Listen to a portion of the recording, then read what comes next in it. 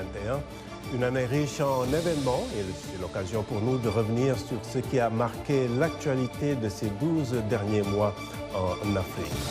Entre tensions politiques ayant abouti dans certains cas à des coups d'État, comme au Mali ou en Guinée, et des élections consacrant le départ de chefs d'État sortants comme Mamadou Issoufou au Niger, le continent présente un tableau mixte. Sur le plan sécuritaire, la situation ne s'est pas améliorée au Sahel, dans l'est de la RDC. Tout ceci alors que les gouvernements continuent de faire face aux effets de la pandémie de Covid-19 qui a mis à mal les économies de plusieurs pays, surtout ceux dépendants du tourisme. Mais nous n'oublions pas les bonnes nouvelles de cette fin d'année avec l'inscription de la rumba congolaise et du tchébougen sénégalais au patrimoine culturel immatériel de l'UNESCO.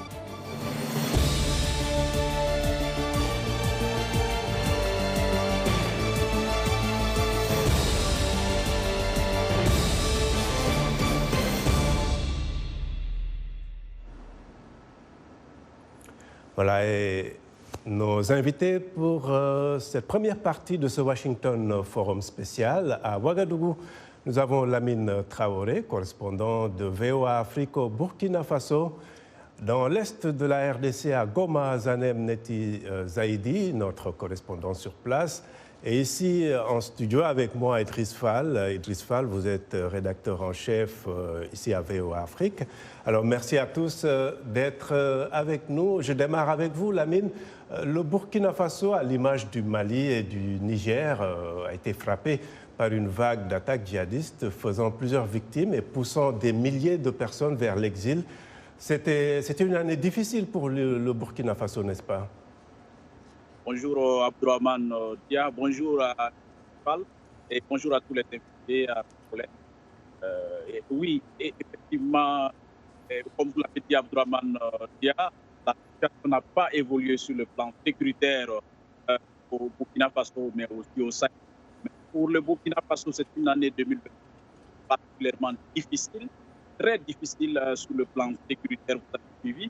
Il y a deux grandes attaques qui retiennent notre attention cette année. En début juin, l'attaque de Tolan dans le Sahel burkinabé qui a fait plus de 130 morts, exactement 132 morts. Donc, c'est une attaque qui a vraiment créé l'émoi, qui a créé la déception et la désolation au sein donc, des populations. Et aussi, récemment, donc, la deuxième attaque qui a encore vraiment créé une certaine indignation au sein des populations. C'est l'attaque d'Inata dans le Sahel qui a eu lieu en mi-novembre, exactement le 14 novembre donc à Inata, qui a fait 57 morts, dont 53 gendarmes et 4 civils. Donc c'est une année particulièrement difficile sur le plan sécuritaire ici au Burkina Faso, sans compter presque chaque week-end des civils et des militaires qui sont tués dans des... D'accord. Alors, Zanem, la situation dans l'est de la RDC a également été un peu difficile. C'est une actualité qui a dominé tout le pays, même si l'instauration de l'état d'urgence n'a pas amélioré la situation. Parlez-nous un peu de cela. Merci beaucoup, Abdourahmane. Je salue tous les téléspectateurs qui nous regardent par instant. Bien sûr, comme vous l'avez dit, le Nord Kivu a été marqué par plusieurs informations au courant de cette année. Mais faute de temps, nous n'allons pas parler de toutes les informations, mais quand même, je tâcherai à parler de celles qui sont plus saillantes. Et pour y arriver, je vais regrouper toutes les nouvelles en des grands groupes. Le premier groupe comprend les informations liées à la situation sécuritaire et l'autre groupe comprend les informations liées à la situation sanitaire. Et pour commencer, parlons des nouvelles qui ont marqué cette année sur la situation sécuritaire, sanitaire, et comme partout dans le monde, la région du Kivu a été frappée par la pandémie du coronavirus. Et durant cette pandémie, les provinces du Nord Kivu et du Sud Kivu font partie des provinces qui ont enregistré de nombreux cas de contamination et de décès. Entre juin et septembre, la province du Sud Kivu, elle seule, enregistrait environ 15 décès par semaine dû au coronavirus selon les chiffres officiels. Et au cours de la même année, vous vous souvenez que la ville de Goma, capitale de la province du Nord Kivu, a été déclarée épicentre national de la pandémie. J'avais fait un reportage sur la situation. Oui. Si vous pouvez nous parler rapidement de, disons, comment est-ce que la situation sécuritaire a un peu été dans cette partie de la RDC, rapidement, avant qu'on ne passe à Idriss Fall. Voilà, cette région est en proie à la sécurité depuis plusieurs années. Celle-ci est généralement causée par l'activisme des groupes armés qui sont bien sûr des dizaines et qui sont actifs dans la région. Et parmi les groupes actifs qui font l'actualité, il y a les groupes rebelles EDF, Armed Democratic Forces, d'origine ougandaise. Et depuis le début de l'année 2021, il ne se passe pas un mois, n'est-ce pas, sans qu'il y ait une attaque de ces rebelles contre la population. Et leur mode opératoire est assez déplorable car ils tuent la population au couteau et à la machette. Et des données récentes de l'agence... D'accord, on pourra revenir sur tout cela. Alors Idriss, comme on le voit, la sécurité est restée un grand défi pour les pays africains, que ce soit au Sahel qu'en Afrique centrale, notamment dans l'est de la RDC. Et là, ce qu'on a vu en commun, c'est un peu la poussée de l'extrémisme dans ces deux parties. Partout. Je commencerai par le Mali, parce que tout est parti de là-bas. Et qu'à un moment donné, les djihadistes avaient même voulu avancer. Ils ont été bloqués en 2013. Mais maintenant, on a l'impression qu'en fait, ils se sont éparpillés un peu partout. Dans le Sahel. Pas seulement au Sahel maintenant, en plus. Partout. C'est-à-dire ils sont partis au Burkina Faso, ils opèrent dans l'ouest du Niger, et que vous avez vu récemment, ils sont en train de descendre vers le Bénin. Et donc ça fait peur lorsque on sait que nos armées ne sont pas forcément bien entraînées dans ce type de guerre asymétrique. On les laisse dans des camps et les gens viennent les trouver là-bas et les tuent. Pour l'Est du Congo aussi, c'est pareil. L'Est du Congo, depuis le lac Tanganyika jusqu'au lac Kivu, il y a beaucoup de groupes armés.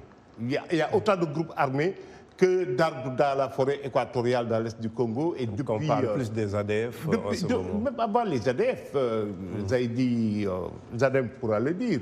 Les premières révoltes qu'il y a eu dans l'Est, c'était dans l'Est du Congo avec les Moulélés et tout ça. Donc, et ça a continué tout le temps. Les Maïmaï qui se pensent invincibles, prétendent défendre les populations. Ce n'est pas le cas. Il y a eu les révoltes de Laurent Désiré Kabila, du RCD Goma. Et aujourd'hui, les gens font face à vraiment la barbarie, la violence des ADF. Mais il ne faut pas oublier, un peu plus au nord aussi, il y a cette milice Maïmaï qu'on appelle Codeco qui prétend défendre les intérêts d'un groupe ethnique précis, alors que l'Ituri, c'est toujours Hema et Lendou, et généralement ça fait des milliers de morts. Donc je ne sais pas comment l'État va arriver avec ça. D'accord, je repars à Ouaga. Lamine, en tant que journaliste, comment est-ce que vous avez vécu tout cela? Vous avez été sur le terrain plusieurs fois. Est-ce qu'il y a aussi un sujet qui vous a particulièrement marqué cette année? Oui, Abdourahmane Dia, le sujet qui va nous marquer, c'est toujours cette situation sécuritaire, c'est difficile. C'est vrai qu'on ne peut pas évidemment à l'intérieur du Burkina, il y a certaines zones qu'on ne peut plus avoir.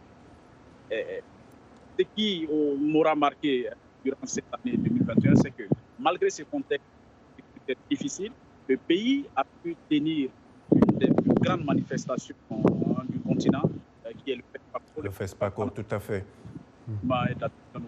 Qui a vu des milliers d'invités, des milliers de festivaliers, des centaines plusieurs centaines de personnes, de professionnels du monde étaient réunis à Ouagadougou en octobre dernier pour vivre cet événement. D'accord. D'accord. On a juste quelques petits soucis de connexion avec Ouagadougou. Alors Zanem, mais vous, qu'est-ce qui vous a particulièrement marqué dans la couverture de l'actualité cette année? Plusieurs points m'ont marqué, mais le sujet qui m'a beaucoup marqué est la déclaration de la fin de la 13e épidémie d'Ebola. Vous savez qu'après la déclaration de la 13e épidémie, les équipes de riposte se sont mobilisées pour vacciner la population, surtout les contacts des cas confirmés. Mais fort malheureusement, la campagne de vaccination n'a pas été accueillie correctement par plusieurs habitants. Il y avait même parmi les contacts des cas confirmés qui étaient réticents à se faire vacciner. C'est cette résistance d'ailleurs qui a fait que plusieurs observateurs craignent la propagation rapide du virus, chose qui pourrait faire plusieurs victimes. Alors quand j'ai appris la fin de la 13e épidémie, cela m'a beaucoup marqué, cela m'a beaucoup réjoui de voir que la région a été épargnée du pire. D'accord. En tout cas, Idriss, on va quand même parler un peu des coups d'État. Certains même ont parlé de retour à la mode, notamment au Mali et en Guinée. Quelle est votre impression? Et ne pas oublier aussi que ce qui s'est passé au Tchad aussi, c'est un coup d'État. On ne l'appelle pas comme ça, mais ça n'est un, après la mort d'Idriss Déby. Le Mali, vraiment, c'est un cas atypique. C'est-à-dire qu'il y a eu un président renversé, Ibeka, et qu'il a été renversé 2 fois, en fait, monsieur Ibeka, et que donc l'homme fort du Mali, Kassimi Goïta, il est là-bas et qu'il essaye, et je ne crois pas qu'il y aura des élections, il tient des assises nationales, et la CEDEAO aussi s'entête à vouloir tenir des élections presque impossibles au Mali. Le deuxième cas de figure, c'est la Guinée. La Guinée, depuis tout le temps, les Guinéens bravaient les soldats pour s'opposer au 3e mandat d'Alpha Condé.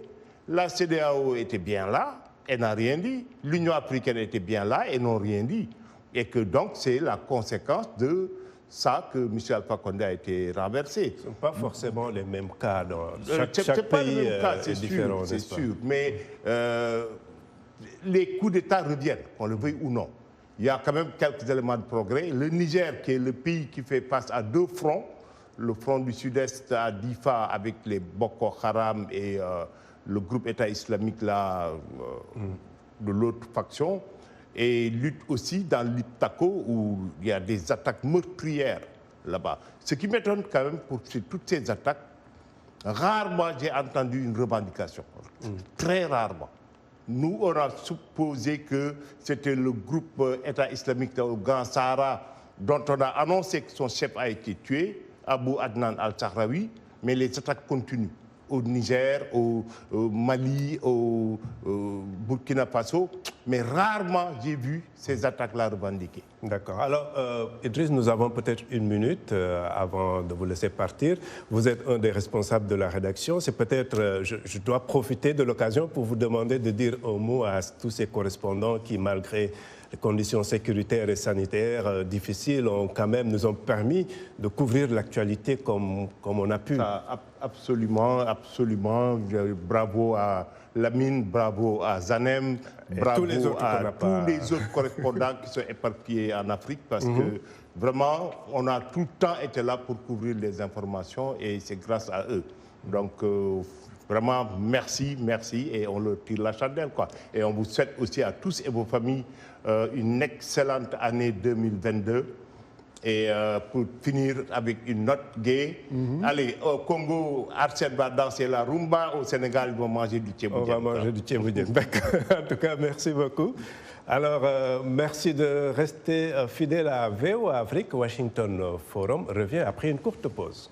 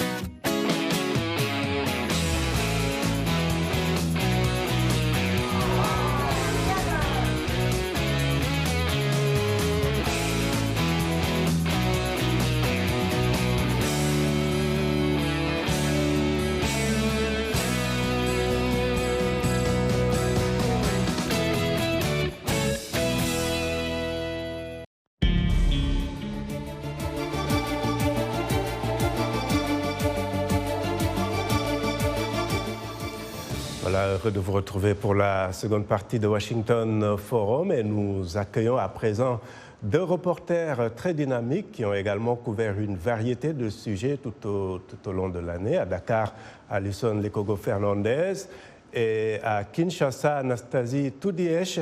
Et avec moi ici en studio, Yacouba Ouedraogo, le monsieur sport de VOA Afrique ou le monsieur... Beaucoup de choses. Comme vous voulez. Merci beaucoup. Alors, je démarre avec vous, Alison.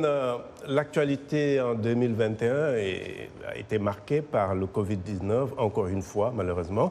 Au Sénégal, où vous vous trouvez, ce sont surtout des informations autour de la vaccination qui vous ont marqué, n'est-ce pas? Oui, bonjour Abdou. Oui, la grande nouveauté cette année au Sénégal, c'était le démarrage de la campagne vaccinale en février dernier. Le Sénégal était l'un des premiers pays africains à lancer une campagne nationale avant même de recevoir les vaccins de l'initiative internationale COVAX. Le pays avait décidé d'utiliser en premier lieu 200 000 doses du vaccin chinois Sinopharm. Depuis, le Sénégal a reçu près de 4 millions de vaccins, mais au moins 200 000 doses ont été perdues face aux réticences de la population. Selon les chiffres des autorités, aujourd'hui, seuls 10% de la population en âge d'être vaccinée a reçu les 2 doses.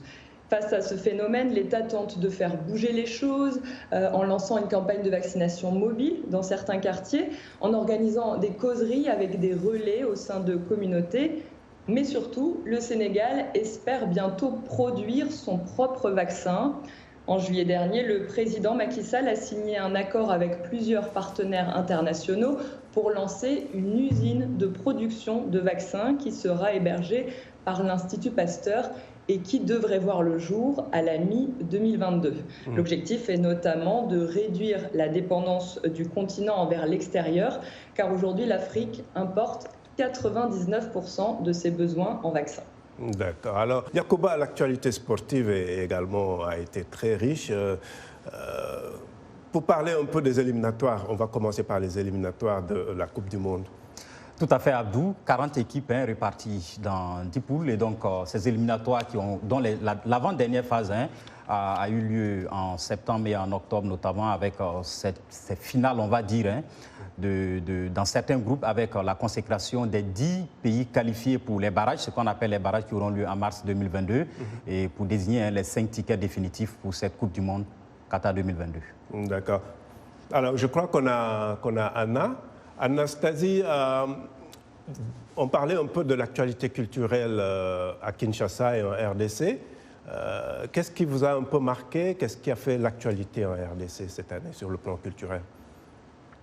Bonjour à toutes et à tous, à tous nos téléspectateurs et toutes nos téléspectatrices, et bonjour à vous, cher Abdou, ainsi qu'à mon cher Yacouba, qui est avec vous.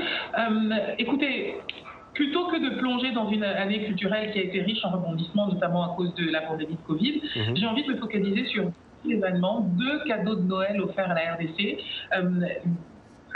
Dans la même semaine, c'est suffisamment rare pour être souligné, eh bien, le prix découverte RFI et l'inscription de la rumba congolaise au patrimoine culturel immatériel mondial. Absolument, je crois qu'on en avait besoin, toutes ces bonnes nouvelles. La rumba et également le prix RFI, effectivement, qui est allé à un jeune Congolais. Dites-nous, Alison, vous avez...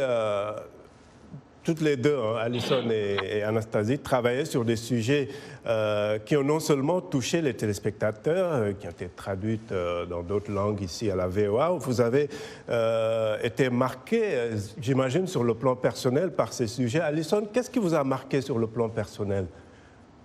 Oui, alors moi j'aime bien dénicher de jolies histoires et j'ai été marquée par Yaye Swadoufal, qui est une jeune femme, une Sénégalaise, qui n'a que 26 ans et qui est aujourd'hui à la tête d'une usine de recyclage de pneus usagés qui fait travailler 30 personnes. Tout a commencé alors qu'elle n'était encore qu'étudiante, avec son amie qui est aujourd'hui son associé. Elle se lance dans un projet d'études dans le recyclage de pneus. Et ça commence avec de tout petits moyens sur la terrasse de leurs parents, avec le hachoir à viande de leurs parents. Entre-temps, le chemin a été semé d'embûches pour 2 jeunes femmes portant un projet industriel dans un milieu essentiellement masculin. C'est ce qu'elle m'a raconté lors du reportage. Mais voilà, ces 2 jeunes femmes sont parvenues à construire leur usine grâce aux 200 millions de francs CFA qu'elles ont reçus d'un fonds d'investissement destiné à encourager l'entrepreneuriat féminin en Afrique de l'Ouest. Aujourd'hui, elles transforment les pneus usagés en différents revêtements de sol, aires de jeu pour enfants, terrains de basket et même en gazon synthétique. Elles sont les premières dans le pays à proposer du granulat répondant aux normes de la FIFA. En tout cas, un sujet qui a fait un tabac sur les réseaux sociaux avec plus d'1 million de vues. Et votre coup de cœur, un peu, avant de vous laisser partir, Alison? Mon coup de cœur, c'est pour Yaïs Wadoufal. Je pense qu'elle mérite ce coup de cœur, à la fois pour son engagement écologique et aussi pour sa détermination, pour gérer une usine de 30 personnes avec du matériel qui coûte beaucoup d'argent et qu'elle fait tourner avec beaucoup de détermination. En tout cas, on vous souhaite beaucoup de courage pour l'année 2022. Excellent boulot. Et vous, Anastasie, qu'est-ce que vous a marqué sur le plan personnel? C'est quoi aussi votre coup de cœur? Mon coup de cœur, ce n'est pas une personne, c'est une génération, Abdou. C'est ce que les sociologues appellent la Gen Z, la génération Z. Ces jeunes gens nés entre 1997 à peu près et 2010. Dans les pays développés, ces jeunes gens sont la minorité. En RDC, où plus de 60% de la population a moins de 30 ans, ils sont la majorité. Et ils doivent, ces jeunes gens de la Gen Z, composer avec une culture où c'est le plus âgé qui a raison, et leur dynamique propre qui est de bousculer les codes et d'avancer. Ils sont sans complexe, ils sont nés en plein dans le numérique, ils sont décomplexés, ils sont autodidactes, ils sont insolents, ils sont très paradoxaux parce qu'à la fois très généreux et en même temps très business, individualistes aussi, véritablement, et ils rêvent haut et fort. Je pense notamment à cette jeune femme, Dorcas Mbembe, dont j'ai fait le portrait, qui a eu beaucoup de succès sur les réseaux sociaux. Absolument. Et qui aujourd'hui est en Allemagne, discuter justement de breveter à l'international son invention qui consiste à créer des sacs en papier à base de fibres de bananier recyclées. Extraordinaire jeune femme qui a 25 ans. Je pense à une jeune activiste dont je ferai le portrait pour Voice of America bientôt, qui est survivante de violences sexuelles, qui elle-même est devenue activiste et qui a mis en place une unité de production de serviettes hygiéniques recyclables pour les jeunes femmes. Alors, avant de vous laisser partir, Anna, quelles sont vos projections pour 2022? Vous voyez une actualité moins politique, plus culturelle? C'est ce que vous souhaitez pour la RDC? Il faut quand même qu'on parle des bonnes nouvelles.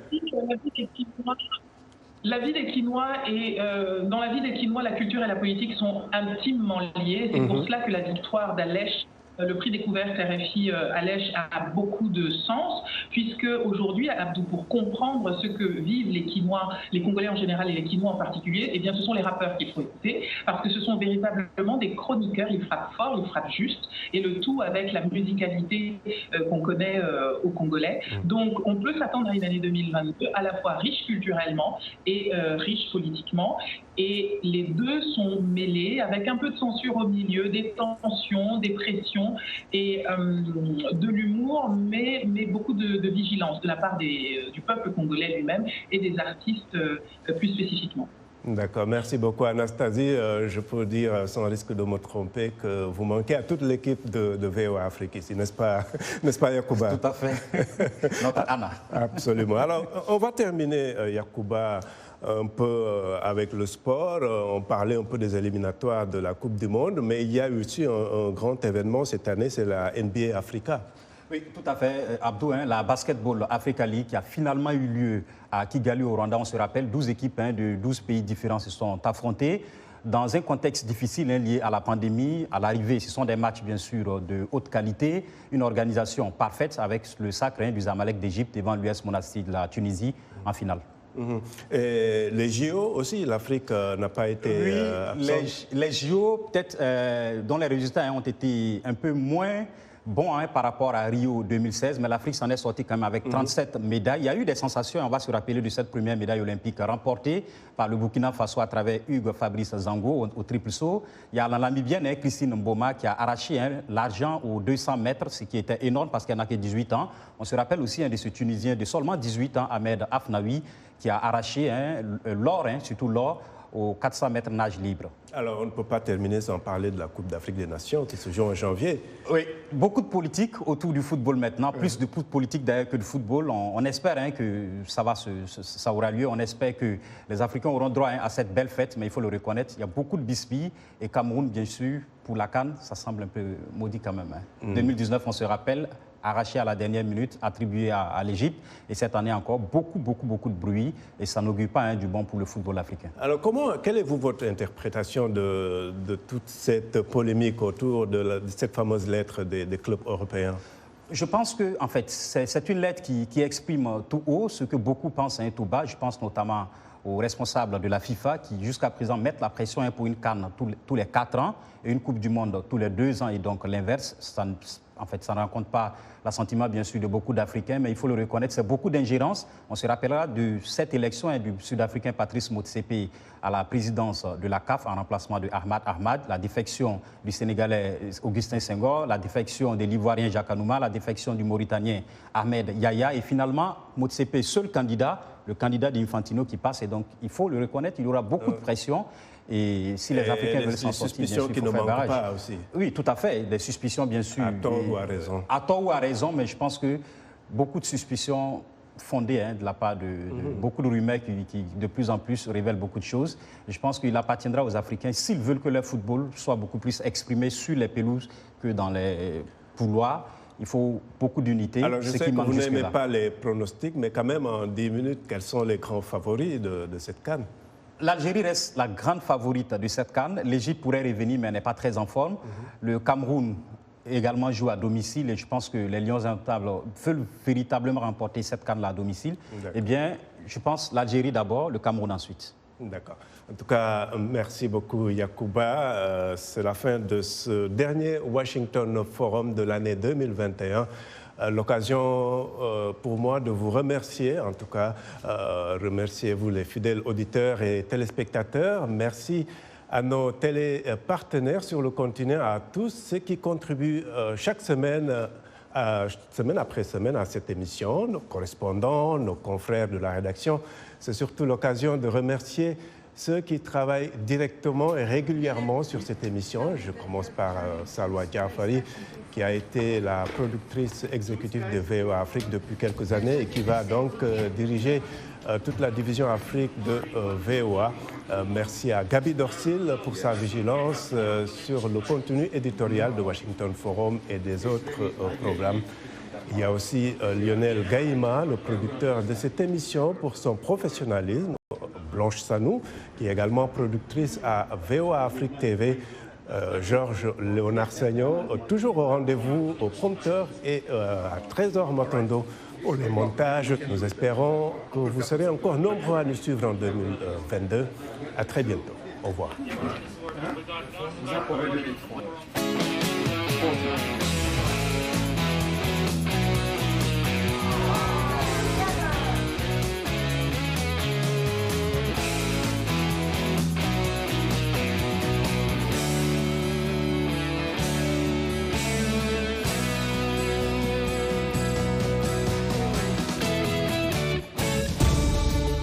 Washington Forum, le rendez-vous hebdomadaire de